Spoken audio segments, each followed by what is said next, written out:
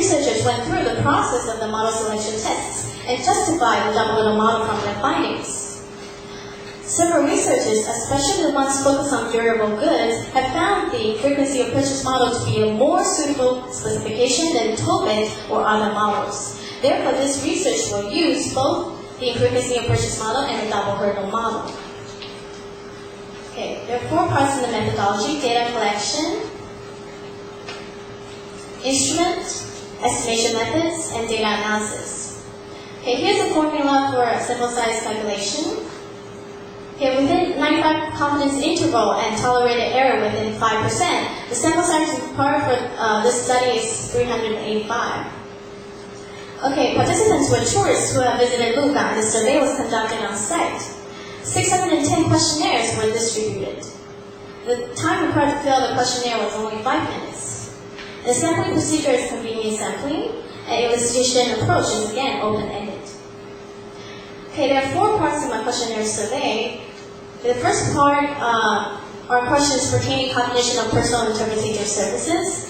Part 2 are questions on Lugan traveling experiences. Part 3, willingness to pay for personal interpretative service in Lugan. Part 4 are questions on demographic information. Okay, let's take a look at the questionnaire.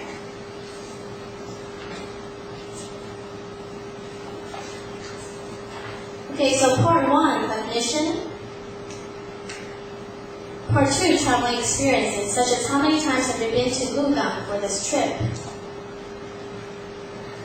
Okay, part 3 is the willingness to pay question. Are you willing to pay, yes or no, and how much are you willing to pay? Okay, part 4, personal information such as gender and age, etc. Okay, before I introduce the estimation methods, I want to explain some of the reasons for 0 responses.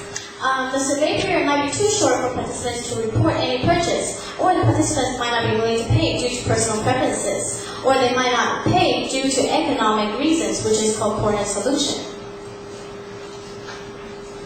Okay, so as I mentioned earlier, the ordinary least square regression has traditionally been used to address the 0 bids.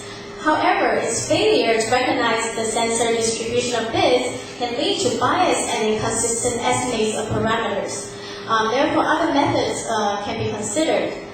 The first one is called Tobit model, which was proposed by Tobit in 1958. In this model, all 0 observations are interpreted as corner solutions, which means that zeros arise only as a result of respondents' economic circumstances. And this model treats the decision to pay and the decision of expenditure jointly, which means that these 2 decisions can only be affected by the same set of variables. Okay, so to reduce this restriction, bivariate models could be used. And the first bivariate model is called Heckman's sample selection model, proposed by Heckman in 1979. In this model, there would be no 0 observations in the second stage once the first stage selection is passed. And this model involves 2 stages of estimation, allowing for 2 sets of variables. And another bivariate model is called double hurdle model, proposed by Craig in 1971. It considers the possibility of 0 outcomes in the second hurdle. Also involves 2 stages and 2 sets of variables. And the last bivariate model is called infrequency of purchase model, proposed by Deaton and Irish in 1984. And the special part about this model is that the decision to pay is related to the amount willing to pay. Okay, it's basically similar to the double hurdle model.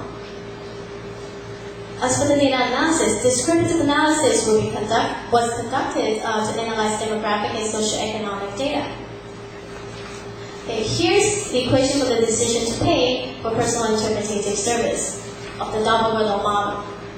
Okay, and here's the second equation of the double hurdle model. And this is the log likelihood function of the double hurdle model. As for the infrequency of purchase model, here's the first equation of participation decision. The dependent variable here is the willingness to pay, which DI takes the value 1 if the participant is willing to pay, and 0 otherwise. And as you can see, this is almost the same as the double hurdle model. And here's the second equation of the infrequency of purchase model, expenditure decision. Also, it's similar to the double hurdle model. So the main difference between the double hurdle model and the frequency of purchase model is here. The latent is the relationship between the latent WTP value and the real WTP value. Okay, so this means that zero expenditure in this model can be referring to two situations. First, respondents might not be willing to pay due to reasons other than abstention, which is in the double hurdle model. Or the respondents might not pay due to poor solution or economic status. Okay, here's the log likelihood function for the frequency of purchase model. Okay, there are two parts in the results section, descriptive statistics and empirical results. Okay, as I mentioned earlier, 610 questionnaires were distributed, and 546 valid questionnaires were collected, so the response rate was 89.5%.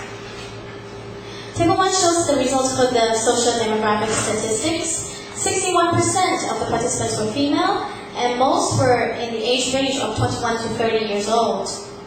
And most had an educational level of vocational school or university.